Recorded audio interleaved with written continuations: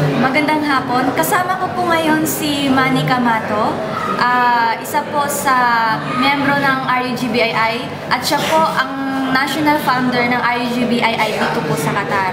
Ate po siyang kakapanayamin regarding pa rin po sa pag-volunteer ng RUGBII sa event na ito.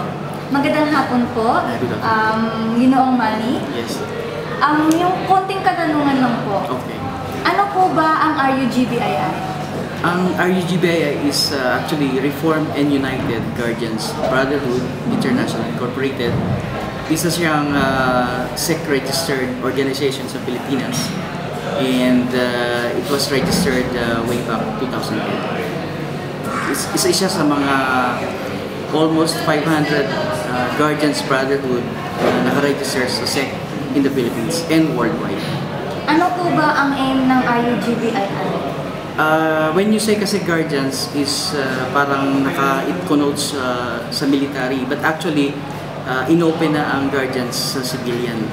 So anybody can join guardians group like RUGBII as long as willing ka na tumulong or sumuporta sa mga proyekto ng gobyerno natin.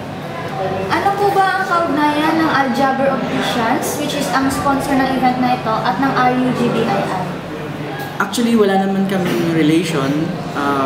Kami lang kasi bilang isang socio-civic organization dito sa Qatar is open kami to serve kung ano man yung pwedeng maitulong sa community. So, we are so happy that Al-Jaber Optician appointed us to assist them sa pag-distribute ng iftar gifts na ito sa community dito sa Qatar.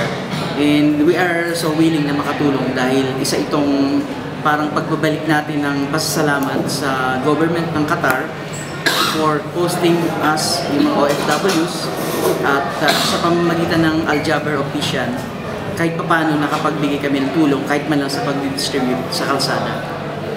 So, ano pong masasabi nyo sa mga napakaraming RUGBII volunteers na pumunta dito ngayon at willing bukal sa loob nilang mag-volunteer sa event na ito?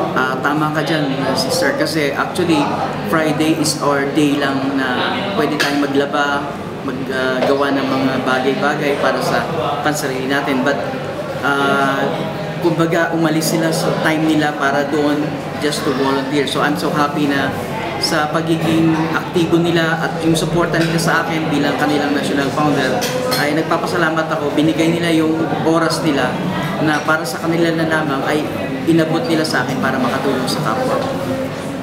Maraming salamat po, Ginoong Manny. Ito po si Fritzy, nag-uulat mula sa Balitang Q.